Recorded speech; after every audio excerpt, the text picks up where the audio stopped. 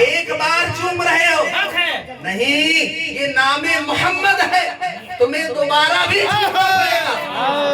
محمد ہاں کے بعد میں پھر میم ہے۔ اور سنو، پہلے تو نرمی سے چوما منہ نرمی سے، مگر دوسری مرتبہ تم شدت سے چومو گے، اس لیے کہ میم پر تشدید ہے، اور تشدید کا معنی شدت کے ہوتا ہے۔ جس پر تشدید ہوتی ہے اس کو شدت کے ساتھ میں ادا کیا جاتا ہے۔ محمد،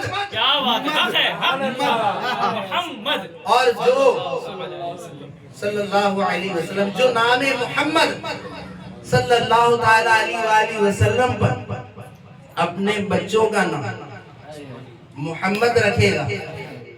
بہت سے رہتے ہیں ایسے، کیا بولتے ہیں ان کو؟ چھٹ بھیا، ہاں چھوٹ بھیا، ہاں چھوٹ بھیا، مطلب وہ کہ جن کو قرآن و حدیث سے کوئی لینا دینا نہیں ہوتا، صرف آوارہ گری اور فضول باتیں ان میں ہوتی ہیں۔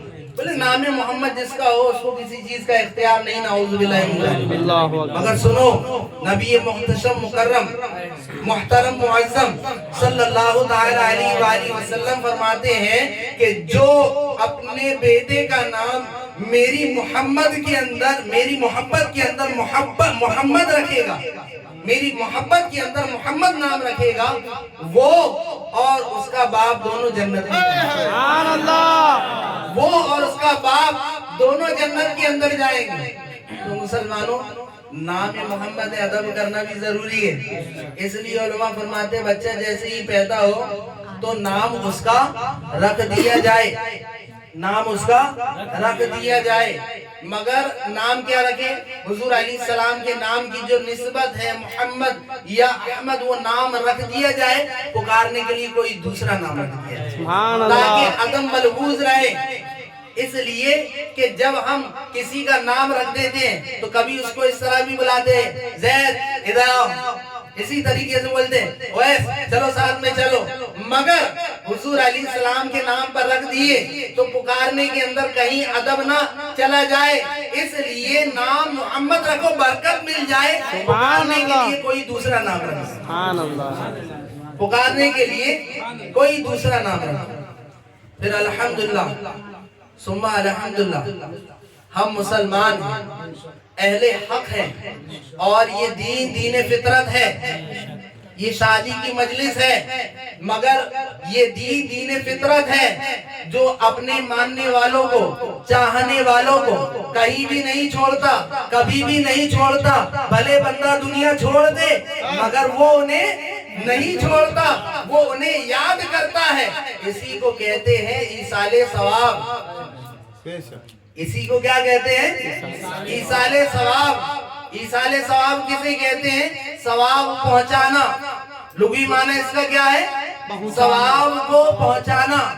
اور اگر آسان لفظوں میں شریعت میں آپ ثواب پہنچانا کو جاننا چاہتے ہیں، ایصال ثواب کو پہچاننا چاہتے ہیں، تو سنو، کسی مسلمان کا کوئی بھی نیکی کا کام کرنا اور نیکی کا کام کر کے دوسرے مسلمان کو پہنچانا، چاہے وہ مسلمان زندہ ہو یا اس دنیا سے جا چکا ہو، ہر اس کو اس کا ثواب پہنچانا، یہ کہلاتا ہے ایصال ثواب۔ اور صحیح احادیث سے یہ بات واضح ہے، ثابت ہے کہ مردوں کو بھی ثواب پہنچتا ہے۔ سبحان اللہ، مردوں کو بھی ثواب پہنچتا ہے۔ گھر والے جب شادی کے اندر مگن ہوتے ہیں اور ان کے گھر کا کوئی سدسیہ جو قریب ہی میں اس دنیا سے چلا جاتا ہے تو گھر والے اسے بھی یاد کرتے ہیں، گھر والے اسے بھی بھولتے نہیں۔ کاش کہ اس خوشی کے موقع پر وہ بھی ہوتے۔ حدیث مبارکہ ایک میں نے پڑھا تھا، وہ یہ تھی کہ والدین جب دنیا سے چلے جاتے ہیں، والدین کے جو بچے ہوتے ہیں ان کا جو عمل ہوتا ہے وہ عمل بھی ان کو بتایا جاتا ہے، انہیں ان کی خبر ہوتی ہے، اور اچھے اعمال اپنے بچوں کے رہتے ہیں تو دیکھ کر خوش ہوتے ہیں اور ان کے لیے دعا کرتے ہیں۔ اور مسلمانوں سنو، یہ سنو یہ تو دنیا کی محبت والے ہیں، دنیا کے رشتہ دار ہیں، جو مرنے کے بعد ایمان کی حالت میں گئے تو نہیں بھولتے، ہر ایک کو یاد رکھتے ہیں۔ یہ دنیا والے ہیں۔ مسلمانوں تم کس سے محبت کر رہے ہو؟ اسے جو تمہیں چند دنوں کے بعد میں بھول جاتا ہے۔ مسلمانوں تم کس سے محبت کر رہے ہو؟ اسے جو اپنے فائدے کو بھی دیکھتا ہے۔ مسلمانوں تم کس سے محبت کرتے ہو؟ اسے جو تمہیں صحیح طور پر پوچھتا بھی نہیں ہے۔ ارے اس سے محبت کرو، اس سے محبت کرو جو تم سے بے پناہ محبت کرتا ہے۔ یہ دنیا کی محبت کرنے والے کب تک؟ جب تک کہ ان کی جان ہے، اس کے بعد میں کچھ بھی نہیں ہے۔ کیا کوئی اولاد دنیا کے اندر ایسی ہے کہ جس کے والدین نے اس کے پیدا ہونے سے پہلے اس سے محبت کی، اس کے لیے دعائیں کی، اس کے لیے جو ہے زارو قطار رب کی بارگاہ میں آنسو بہائے؟ نہیں نہیں، مگر ایک ہی اللہ کے محبوب، ہم غریبوں کے آقا، دو عالم کے تاجدار، محبوب رب اکبر سیدنا محمد الرسول اللہ صلی اللہ تعالی علیہ وآلہ وسلم ہے کہ ہمارے پیدا ہونے سے پہلے ہم تھے بھی نہیں، ہمارا وجود بھی نہیں تھا، ہم پانی کی شکل میں بھی نہیں تھے۔ اس وقت اللہ کے محبوب صلی اللہ تعالی علیہ وآلہ وسلم نے ہم گناہگاروں کے لیے مغفرت کی دعا کی۔ مغفرت کی دعا کرنا یہ کیا ہے؟ ایصال ثواب ہے۔ یہ ایصال ثواب کی کیا ہے؟ اصل ہے۔ اس گھر کی بھی جو نیک مومن ارواحیں ہیں انہیں بھی اس کا ثواب پہنچے، ہر نیک کام کا۔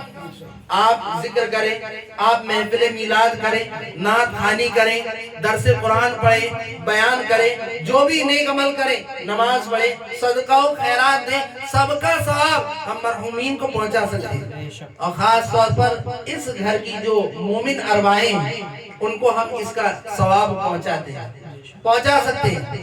یہ بات قرآن و حدیث سے ثابت ہے۔ آپ کو دونوں چیزیں بتاؤں گا، قرآن کی چند آیات بھی بتاؤں گا اور حدیث مبارکہ بھی بتاؤں گا۔ اور حدیث مبارکہ بخاری کی بھی ہے، مسلم کی بھی ہے، ترمذی کی بھی ہے، ابو داؤد کی بھی ہے۔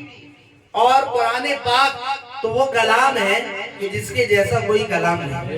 حضور علیہ السلام اس کو پڑھے تو دوسرے کے منہ میں زبان ہی نہیں ہے۔ حضور علیہ السلام کا وہ کلام جو سنے تو سن کر کے اس طرح ہکا بکا رہ جائے کہ اس کے جسم میں جان ہی نہیں ہے۔ اور امام اہل سنت نے جو شعر میں لکھ دیا اس کا بھی کوئی جواب نہیں ہے۔ کیا لکھتے ہیں میرے امام کہتے ہیں تیرے آگے یوں ہیں دبے لچے، تیرے آگے یوں ہیں دبے لچے، فصحاء عرب کے بڑے بڑے، کوئی جانے منہ میں زبان نہیں بلکہ جسم میں جان ہے۔ نعرہ تکبیر، نعرہ رسالت، مولانا عرفان اشرفی صاحب قبلہ، نہیں بلکہ جسم میں جان ہے۔ لبید نام کا ایک شاعر تھا، عرب کے کفار اس کو پکڑ کے لے کر گئے، چلو بولے غضب ہو گئے، کیا ہو گیا؟ گئے خانہ کعبہ میں، حرم کے پاس میں خانہ کعبہ کے اوپر جو ہے تو آیت الکرسی لگائی گئی، اللہ لا الہ الا هو الحی القیوم لا تأخذہ سنۃ ولا نوم، پوری آیت الکرسی لکھی ہوئی تھی۔ کہا کہ بڑا شاعر تھا لبید، کلام عرب کا عربی کے اندر، فصاحت و بلاغت کے اندر، کہا تم بھی ایک شعر لکھو اس کے مقابلے میں لگائیں گے۔ اس نے دیکھا، پھر دیکھا، دیکھتا ہی رہا، سوچا، سوچتا ہی رہا، چاہا، چاہتا ہی رہا، مگر چاہ کر بھی کچھ نہ کہہ سکا۔ یہ کہنے پر مجبور ہو گیا، ما ھذا کلام البشر، یہ کسی بشر کا کلام نہیں، یہ کسی بشر کا کلام نہیں، یہ ہے کلام اللہ۔ تو ہر نیک کام کا ثواب ہم پہنچا سکتے ہیں، وہ کلام اللہ۔ قرآن مجید فرقان حمید کے اندر ایصال ثواب کا ذکر ہے۔ اور یہ بھی بتاتا ہوا چلوں کہ مسلمان کا مسلمان کو نفع پہنچانا، اس کے بارے میں بھی حدیث مبارکہ میں آیا ہے کہ جو مسلمان کو فائدہ پہنچا سکتا ہے فائدہ پہنچائے۔ اب کوئی مسلمان زندہ ہے، اسے فائدہ کیسے پہنچا سکتے ہیں؟ مال کے ذریعے فائدہ پہنچا سکتے ہیں، تسلی دے کر کے فائدہ پہنچا سکتے ہیں، اس کی مدد کر کے فائدہ پہنچا سکتے ہیں، گھر نہیں گھر بنا کر کے فائدہ پہنچا سکتے ہیں، دیگر طریقوں سے مسلمان کو فائدہ پہنچا سکتے ہیں، مگر جب مسلمان دنیا سے چلا جائے تو فائدہ پہنچانے کی صورت کیا ہے؟ یہی تو ایک ایصال ثواب ہے، یہی تو ایک دعا ہے جس کے ذریعے سے مردوں کو فائدہ پہنچایا جاتا ہے اور فائدہ پہنچتا بھی ہے۔ حدیث مبارکہ کے اندر ہے، جب بندہ دنیا سے چلا جاتا ہے، قبر کے اندر جاتا ہے، اس کی حالت ایسی ہوتی ہے جیسے پانی کے اندر ڈوبتا ہوا انسان، کہ وہ اس امید کے اندر رہتا ہے، آئے کوئی آئے میرا ہاتھ پکڑ کر کے مجھ کو نکال لے، آئے کوئی بچانے کے لیے آئے مجھے پار لگا دے، آئے کوئی آئے مجھے سہارا دے دے، کوئی تنکا ہی مل جائے، اسے یہ آس لگی رہتی ہے۔ قبر میں بھی انسان ایسا ہی رہتا ہے، میرا باپ ہے، میرا بیٹا ہے، میری ماں ہے، میری بیوی ہے، میرے بچے ہیں، کوئی تو میرے لیے دعائیں مغفرت کرے۔ اور جب کوئی بھی اس کا عزیز اس کے لیے مغفرت کی دعا کرتا ہے، دعائیں مغفرت کرتا ہے، تو پھر ہوتا یہ ہے، حدیث مبارکہ میں فرمایا گیا جب وہ دعا اسے پہنچتی ہے، وہ دعا اس کے لیے دنیا وما فیہا سے بہتر ہے، یعنی دنیا اور دنیا میں جو کچھ ہے ان تمام چیزوں سے زیادہ بہتر اسے وہ دعا ہوتی ہے۔ تو مسلمانوں، یہ اہل حق ہے، یہ دین اسلام ہے، یہ دین فطرت ہے، اور ہم الحمدللہ دین اسلام، دین سنیت کو ماننے والے ہیں۔ ہمارے یہاں پر مسلمانوں کو جو ایمان لائے ہیں انہیں بھولا نہیں جاتا، بلایا نہیں جاتا، انہیں یاد رکھا جاتا ہے، اس لیے کہ ایمان ایسی دولت ہے جو بندہ ایمان لے آتا ہے وہ ہمیشہ کے لیے امر ہو جاتا ہے، دنیا سے چلا جائے پھر بھی اس کا ذکر ہوتا ہے، اور مسلمان اس کے لیے دعائیں کرتے ہیں۔ ارے میں کہوں تو میری بات کو میرے منہ پر مار دیا جائے، مگر رب کہتا ہے، سنو قرآن کہتا ہے وَالَّذِينَ جَاءُوا مِن بَعْدِهِمْ يَقُولُونَ، وہ جو انصار اور مہاجرین صحابہ کے بعد میں آئے، وہ جو انصار اور مہاجرین صحابہ کے بعد میں آئے، وہ دعا کرتے ہیں ربنا اغفر لنا، اے اللہ ہماری مغفرت فرما، وللمؤمنین سبقونا بالایمان، اور ان مسلمانوں کی مغفرت فرما جو ہم سے پہلے ایمان لائے، جو ہم سے پہلے ایمان لائے۔ اس آیت مبارکہ پر غور کریں، ایک وہ مسلمان کس کا ذکر ہے؟ انصار کا، ایک وہ مسلمان جنہوں نے ہجرت کی، وہ کون ہے؟ مہاجرین۔ تو جو انصار مہاجر کے بعد میں آئے وہ دعا کرتے ہیں اللہ ہماری اور جو ہم سے پہلے ایمان لائے ان لوگوں کی مغفرت فرما، یعنی جو ہم سے پہلے ایمان لائے ان کی مغفرت فرما۔ تو جو لوگ کہتے ہیں کہ درود مت بھیجو، فاتحہ خوانی مت کرو، ایصال ثواب مت کرو، ان کی حالت یہ ہے کہ مر گیا مردود، فاتحہ نہ درود۔ قرآن کہتا ہے کہ وہ لوگ کہتے ہیں اللہ جو ہم سے پہلے ایمان لائے ان کی بھی مغفرت فرما، یہ اصل قرآن پاک سے ثابت ہے۔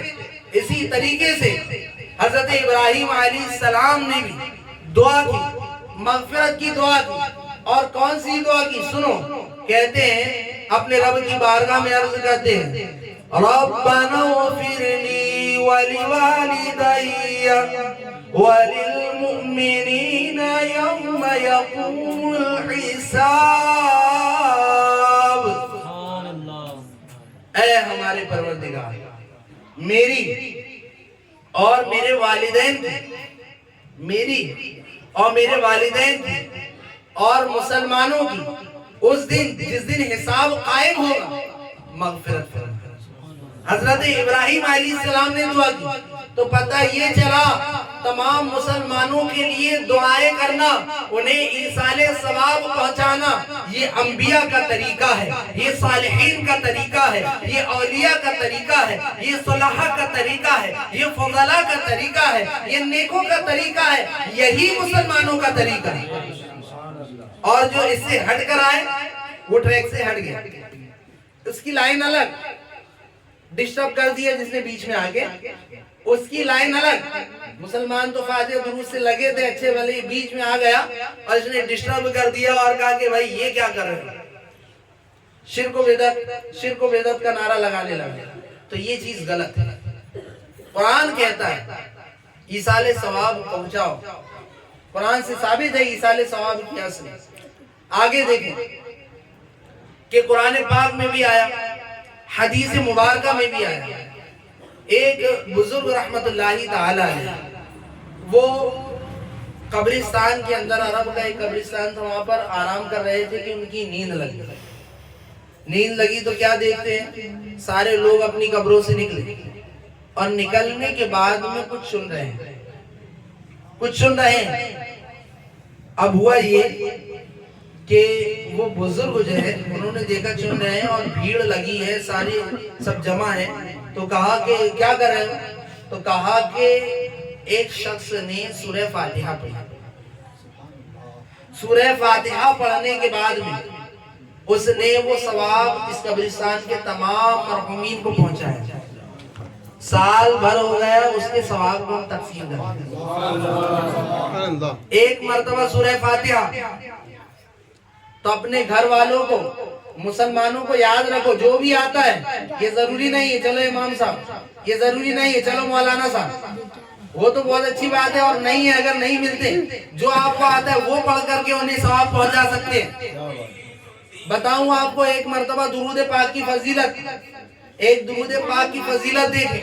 ایک نوجوان کا گزر قبرستان کے پاس سے ہوا، اس نے آقا دو عالم صلی اللہ تعالی علیہ وآلہ وسلم پر درود پڑھا، سلام پڑھا، اور اس کا ثواب اس قبرستان کے مرحومین کو نذر کر دیا۔ اب ہوا یہ کہ حضرت خواجہ حسن بصری رحمت اللہ تعالی علیہ، وہ انہیں خواب آیا، انہوں نے خواب میں دیکھا کہ جنت کے اندر ٹہل رہے ہیں، جنت کے باغات میں ٹہل رہے ہیں، اور ایک تخت پر ایک خوبصورت بچی بیٹھی ہے، اس کے سر پر تاج سجا ہوا ہے۔ اس بچی سے پوچھتے ہیں بچی تم کون ہو؟ کہا کہ میں وہی ہوں جو میری ماں نے آپ سے واقعہ بتایا تھا۔ کہا تمہاری ماں نے تو کچھ اور ہی معاملہ بتایا تھا، واقعہ اصل میں یہ تھا کہ بچی کا انتقال ہوا، اس کی والدہ خواجہ حسن بصری رحمۃ اللہ علیہ کی بارگاہ میں آئی، عرض کی میں اپنی بچی کو دیکھنا چاہتی ہوں، کس حال کے اندر ہے؟ تو آپ نے اسے وظیفہ بتا دیا۔ اس سے یہ بھی پتہ چلا کہ اللہ والوں کو اللہ رب العزت قوت و طاقت عطا فرماتا ہے، وہ جو چاہتے ہیں اللہ کے حکم سے کر گزرتے ہیں، جسے چاہتے ہیں جو چاہتے ہیں دکھا دیتے ہیں۔ تو اس کی ماں نے وہ وظیفہ کیا، خواب میں اپنی بیٹی کو دیکھ لیا، بڑے ہی خطرناک عالم میں دیکھا، تارکول یعنی ڈامر کا لباس ہے، زنجیروں کے اندر جکڑی ہوئی، گھبرا گئی ماں، دوڑتی ہوئی آئی، روتے روتے خواجہ حسن بصری علیہ رحمہ کو سارا واقعہ سنایا۔ خواجہ حسن بصری علیہ رحمہ نے اِنَّ لِلَّهِ وَإِنَّ إِلَيْهِ رَاجِعُونَ پڑھا، اور پڑھنے کے بعد میں ہوا یہ کہ یہ جو سارا واقعہ تھا اس بچی نے بتایا کہ میں وہی بچی ہوں جو میری ماں نے بتایا تھا۔ تو خواجہ حسن بصری علیہ رحمہ نے اس سے پوچھا کہ بچی تم یہاں جنت میں کیسے آ گئی؟ تو کہا سنو، ماجرا یہ ہے کہ جس قبرستان کے اندر میں دفن تھی وہاں سے ایک نوجوان کا گزر ہوا۔ مسلمانوں، جوانی بھی اللہ کی بڑی نعمت ہے، کوئی جوئے کی جگہ گزارتا ہے، کوئی شراب کے اڈے پر گزارتا ہے، کوئی عیاشی کے مقام پر گزارتا ہے، مگر جوانی تو وہ ہے جو در رسول پر رکھ دی جائے، جوانی تو وہ ہے جو اللہ اور اس کے رسول کے نام کر دی جائے، جوانی تو وہ ہے جو اس کو راضی کرنے کے اندر لگا دی جائے۔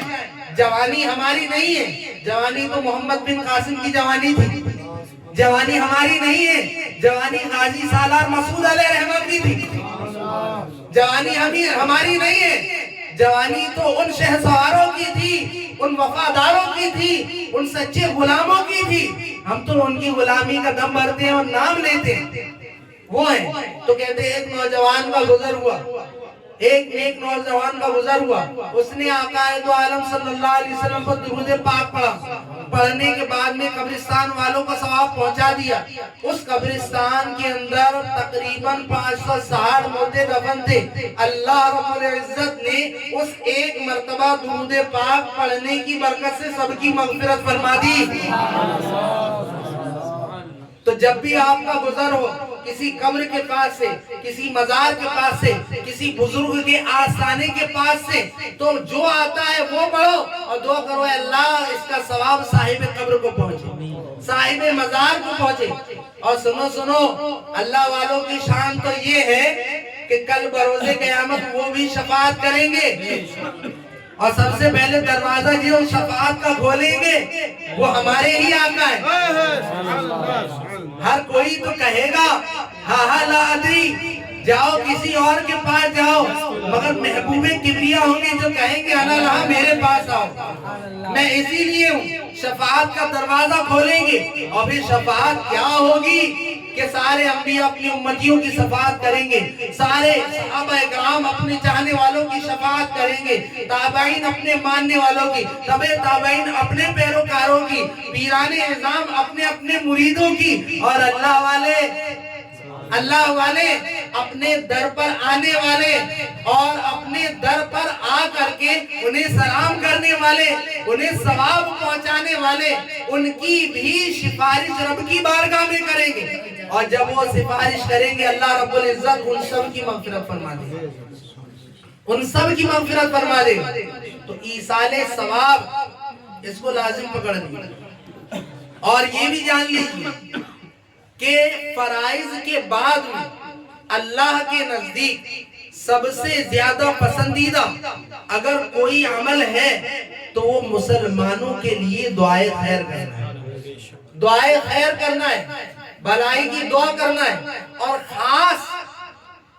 خاص اس مسلمان کے لیے دعا کرنا جو سامنے موجود نہ ہو, چاہے وہ سامنے جسمانی طور پر نہیں ہے, گھر پر ہے یا گھر پر بھی نہیں ہے, قبر میں ہے مگر ہمارے ساتھ نہیں, اس کے لیے بھی دعائیں کرنی چاہیے. ایک حدیث مبارکہ کے اندر آتا ہے کہ جو بندہ مسلمان کے لیے دعا کرتا ہے اللہ تبارک و تعالیٰ اس کے ساتھ ایک فرشتے کو مقرر کر دیتا ہے. وہ فرشتہ اس کی دعا پر آمین کہتا ہے, اور پھر وہ فرشتہ بعد میں عرض کرتا ہے رب کی بارگاہ میں, اے اللہ اس بندے نے جو اپنے غائب مسلمان بھائی کے لیے دعا کی ہے, اے مولا کریم اسے بھی وہی دولت عطا فرما. تو جو چاہتا ہے کہ میرا بھلا ہو, میرا فائدہ ہو, وہ مسلمانوں کو فائدہ پہنچائے, ان کے لیے دعائیں کرے, چاہے زندہ ہو چاہے فوت ہو چکے ہو, جن کے والدین حیات ہے تو بھی دعا کرے, جن کے والدین حیات نہیں تو بھی دعا کرے. دعا بہترین ہے, دعا مسلمان کا ہتھیار ہے, دعا عبادت کا مغز ہے, دعا کرتے رہنا چاہیے, کبھی بھی بندے کو جو ہے اس سے غافل نہیں رہنا چاہیے. ایک بزرگ رحمت اللہ تعالی علیہ وقت کی اہمیت کے اوپر سے بتاتے ہیں کہ ہمارے استاد محترم جب ہم کتاب پڑھتے تو کسی مقام پر اگر اٹک جاتے تو سوچنے میں وقت لگتا, لغت دیکھ رہے ہیں, کچھ دیکھ رہے ہیں, کچھ کر رہے ہیں, تو اس وقت کو بھی وہ ضائع نہیں کرتے اور اس وقت کو استعمال میں لے کے اللہ کا ذکر کرتے, اللہ کا ذکر کرتے. مگر مسلمانوں ہم اپنی زندگی کا جائزہ لو کہ ہم اپنی زندگی کے اوقات کو کہاں کھو رہے ہیں, کہاں گوا رہے ہیں, کدھر لے جا رہے ہیں. مسلمانوں بڑے خوش نصیب ہیں وہ لوگ جو شادی کے مواقع پر اللہ اور اس کے رسول کے ذکر کی محفل کو سجاتے ہیں. مسلمانوں فرما برداری اگر کرو گے اللہ اور اس کے رسول کی, تمہارے بچے بھی تمہاری فرما برداری کریں گے, اور اگر اللہ اور اس کے رسول کی نافرمانی کرو گے تو تمہارے بچے بھی تمہاری نافرمانی کریں گے. جیسا کہ اس کی ایک مثال میں آپ کو بتاتا ہوا چلوں. ایک بوڑھا شخص تھا اور وہ راستے کے کنارے بیٹھا تھا, اور اس کا جوان بیٹا اس کو بہت مار رہا تھا. آتے جاتے والے اس پر لعن و طعن کر رہے تھے اور کہہ رہے تھے کہ کیسا ظالم بیٹا ہے کہ اپنے باپ کو یہ سرے عام چوراہے پر مار رہا ہے. اسے بد دعائیں دینے لگے. تو بوڑھا باپ روتے روتے کہنے لگا کہ میرے بچے کو بددعا مت دو، میرے بچے کا اس میں قصور نہیں ہے۔ بولے کیوں؟ یہ تو دکھ رہا ہے۔ کہا جو میں نے دکھایا تھا وہی دکھ رہا ہے۔ جوان تھا میں، اور میرا باپ بھی بوڑھا تھا اسی طرح جیسے آج میں بوڑھا ہوں، اور میں نے اسی چوراہے پر لوگوں کے سامنے اپنے باپ کو مارا تھا۔ آج میرے ساتھ بھی وہی ہو رہا ہے۔ کما تدین تدان، جیسی کرنی ویسی بھرنی، as you sow you reap، جیسا بوگے ویسا کاٹو گے، جیسا بوگے ویسا کاٹو گے۔ اور مسلمانوں، ایک اللہ کے ولی وہ جب سوئے تو کیا دیکھتے ہیں کہ قبرستان کے لوگ اٹھے اور نکل کر کے زمین پر کچھ چن رہے ہیں، اور ایک شخص جو ہے تو وہ آرام سے بیٹھا ہوا ہے۔ وہ کہتے ہیں کہ میں اس شخص کے پاس گیا، کہا یہ لوگ کیا کر رہے ہیں؟ تو کہا کہ جو مسلمان ثواب پہنچاتے ہیں مرحومین کو، وہ ثواب یہ چن رہے ہیں۔ تو بولے تمہیں حاجت نہیں ہے، تم نہیں چنتے؟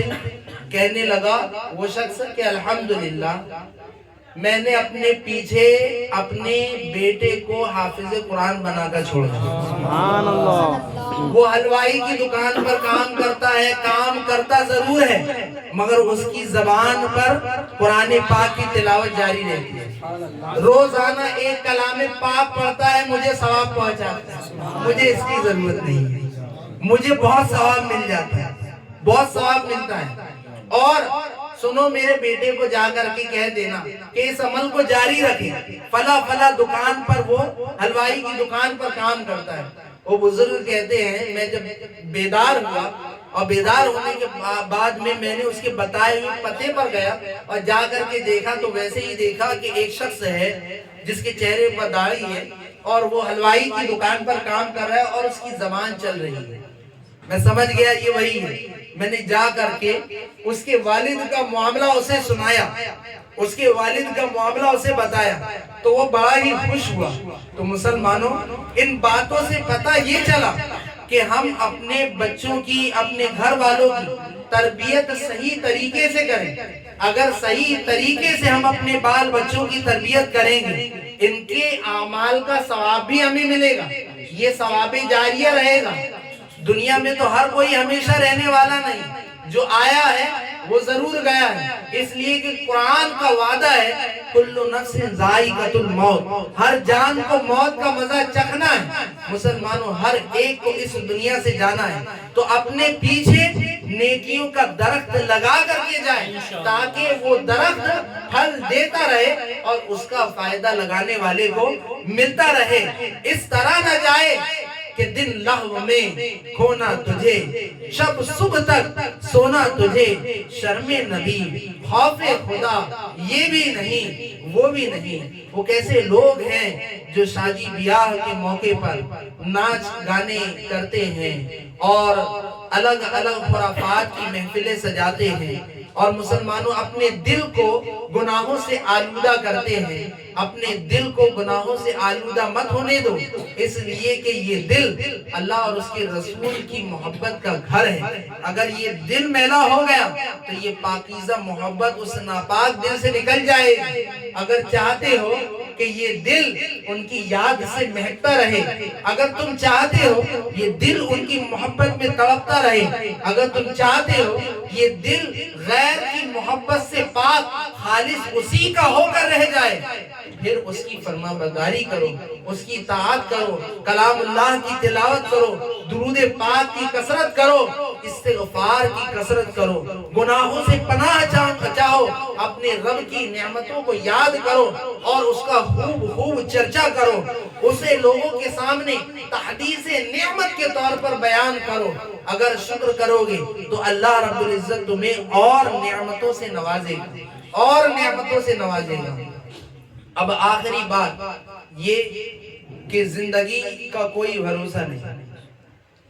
زندگی میں جب تک ہے تب تک ہے فلاں خاصا یہ میاں وہ میاں، مگر جب دنیا سے چلے گئے تو کچھ نہیں۔